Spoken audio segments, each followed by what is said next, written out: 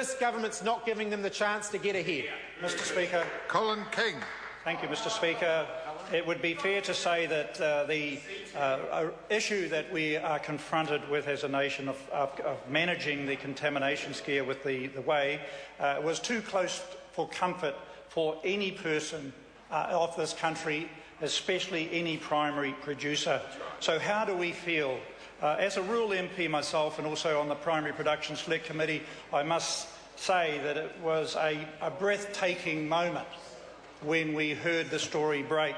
So one can imagine those people that have got millions of dollars invested in their primary industries in New Zealand, how they would have felt when that crisis broke.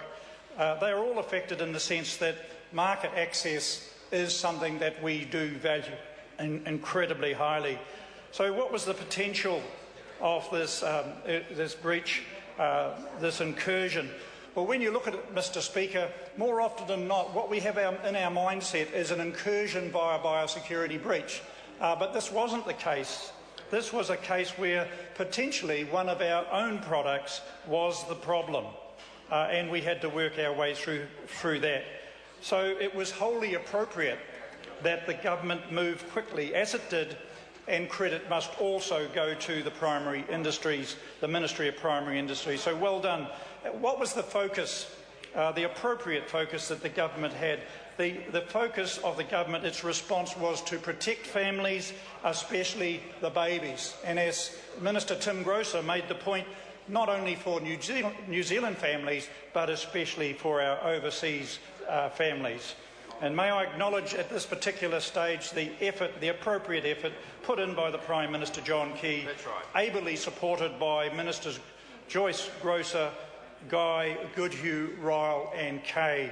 Also the officials that have got alongside the Hautapu plant so that there was good information that was given to the public.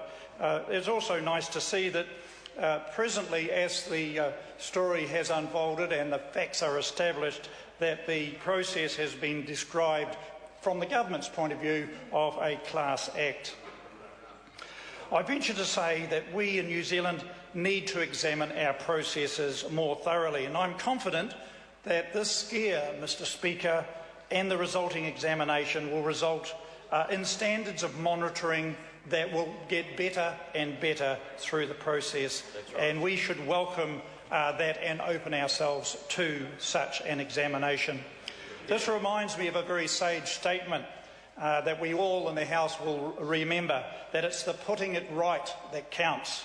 And I believe that this is so very important and appropriate. So having identified the problem, having isolated the product, we have now got the job to rebuild the confidence of our partners, the people that we export into their countries, realising that we are the largest cross-border exporter of milk products. So we have really got to work at rebuilding that confidence, the putting of things right.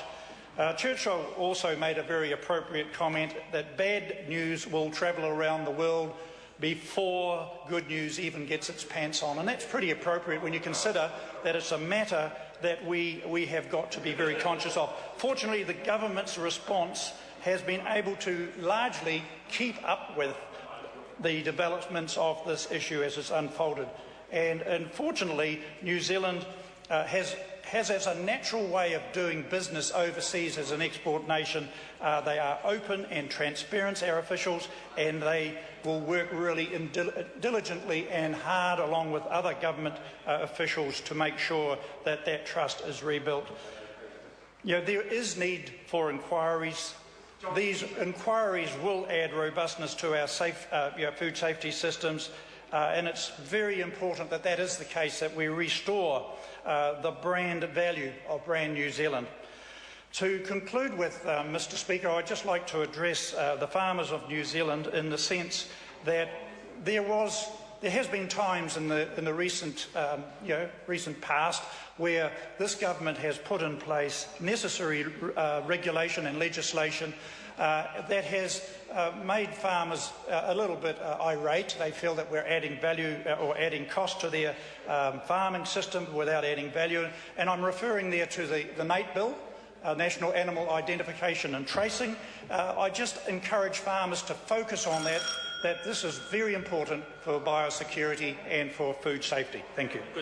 Kia ora, Mr. Speaker. Carol Beaumont. Thank you very much, Mr. Speaker.